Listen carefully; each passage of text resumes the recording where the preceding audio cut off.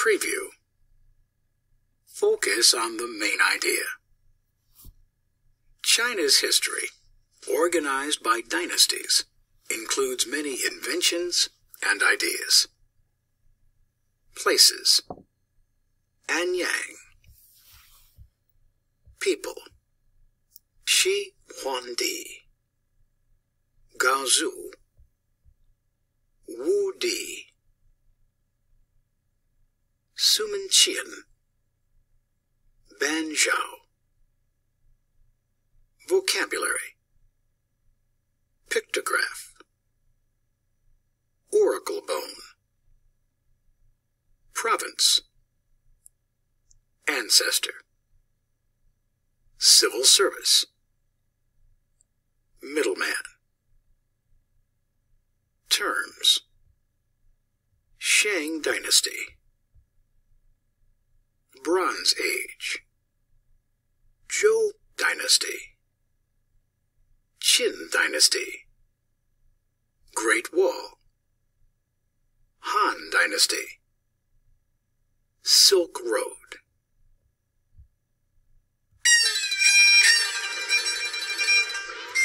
China's past. You are there. One day, in 1899, in Beijing, China, you go with your father to an apothecary, or pharmacy, to buy medicine for his friend, Wang. His friend has malaria, later known to be a disease spread by mosquitoes. The cure for malaria is believed to come from tortoise, or land turtle, shells. You and your father watch the shopkeeper begin to grind the shell into a fine powder. Suddenly, you notice something that looks like writing on the larger piece. Curiosity strikes. When Wang feels better, he and your father go on a mission. They search apothecaries all over Beijing, buying every tortoiseshell and animal bone they can find. In the end, they make a fascinating discovery. They find 1,058 old, strange inscriptions written in Chinese characters on tortoiseshells and animal bones that no one has ever seen before. You're thrilled that you were with your father, Louis Yi, when the first discovery was made. Target skill. Summarize. As you read, think about how ancient Chinese civilizations developed. Picturing Chinese history. The rich picture of China's past began about 4,000 years ago. In the 19th century, people living in the town of Anyang found what they called dragon bones, but were actually tortoise shells and animal bones with writing on them. These shells and bones were artifacts from earlier Chinese civilizations. In this lesson, you will read more about how these shells and bones were used. Early people in China made their homes in the Huang River Valley. Artifacts of stone tools and pottery tell us they were there, but a full understanding of their lives remains a mystery. No other civilization is believed to have existed as long as China's has. However, China's culture is not the world's oldest. Civilizations in Mesopotamia, Egypt, and Greece are thought to have begun earlier. What is special about Chinese culture is that it is continuous or unbroken from its earliest recorded history to today. Many of the world's oldest civilizations have been greatly changed through time, even destroyed. But in China, writing, art, and artifacts, and archaeological remains reveal a culture that remained mostly unified over centuries. Writing may be a key part of the evidence. The Chinese language is written in pictographs, or pictures that represent words.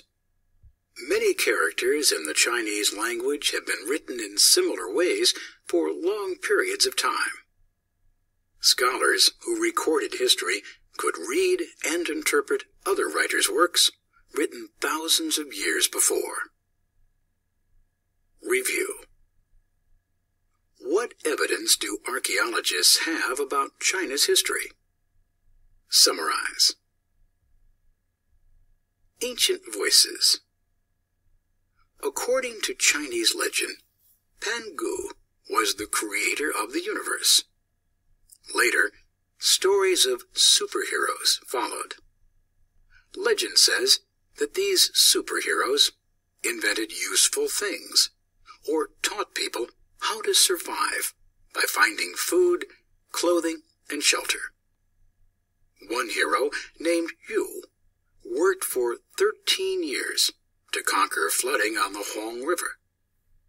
These legends enriched ancient Chinese life.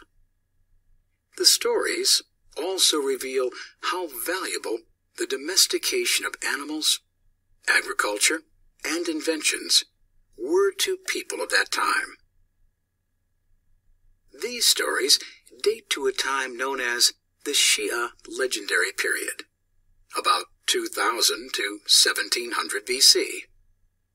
The tales of Xia formed a bridge between prehistory and the time when Chinese history began to be formally recorded. Review. What was the Xia period, and how do we know about it? Summarize.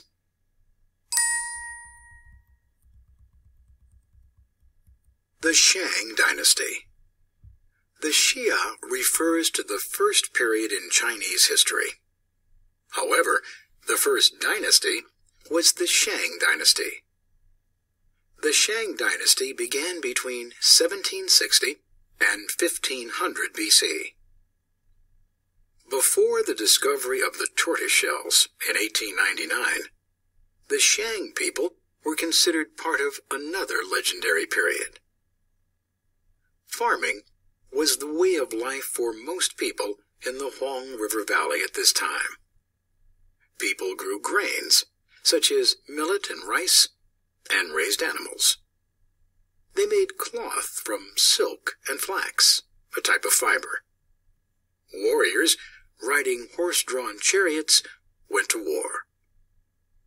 During the Shang Dynasty, bronze was used for many kinds of tools, cups, and weapons, as well as trade goods. Bronze was made by melting together copper and a small amount of tin. The Bronze Age was the period during which tools and weapons were made of bronze.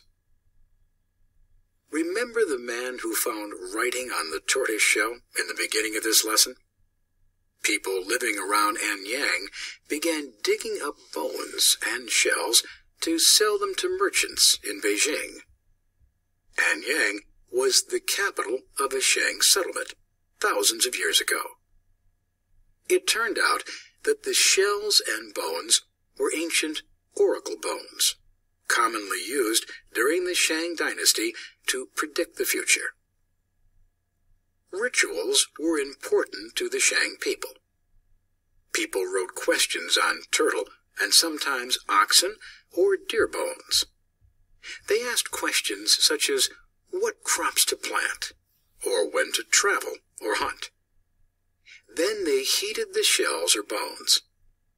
Finally, they examined them for any cracks.